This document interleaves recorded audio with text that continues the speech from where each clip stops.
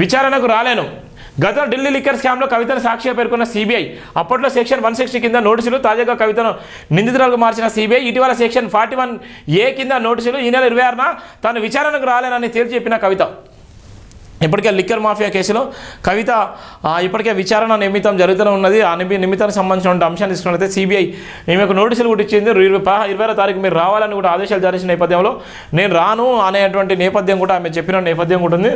ఏదేమైనప్పుడు Delhi liquor స్కామ్లో కవితను మరొకసారి కూడా విచారించిన నేపథ్యంలో వెంటనే అరెస్ట్ చేసేటువంటి పరిస్థితి కూడా ఉన్నటువంటి సమాచారం అయితే మనకుంది.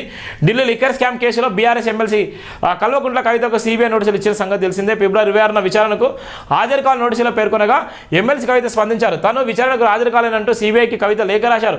ఒకవేళ తన నుంచి సిబిఐకి ఏవైనా ప్రశ్నలకు సమాచారం కావాలనుకుంటే వర్చువల్గా పద్ధతిలో హాజరవ్వడానికి అందుబాటులో ఉంటానని తెలిపారు. ముందే నిర్ణయించిన కార్యక్రమాలు ఉన్న రీత్యా ఈ నెల 26న విచారణకు హాజరు కావడం సాధ్యం కాదని వివరించిన నేపథ్యం కూడా ఉంది. ఏదైతే ముందస్తు సమాచారం నాకు ఇవ్వలేదు, వెంటనే నాకు ఉన్నటువంటి షెడ్యూల్ ప్రకారం నేను రాలేకపోతున్నాను, ఒకవేళ నేను హాజరు కావాలనుకుంటే తప్పకుండా హాజరవుతానని కూడా ఆమె ఇచ్చే నేపథ్యం. నేను హాజరైతే వెంటనే కవితను అరెస్ట్ చేసే నేపథ్యం ఉంది. ఎప్పుడైతే సిబిఐ వాళ్ళు ఈమెను ఆ విచారణ చేస్తారో ఆ విచారణ నిమిత్తమే వెంటనే అరెస్ట్ చేసేటువంటి పరిస్థితి కూడా ఉన్నటువంటి సమాచారం చూస్తున్నాం.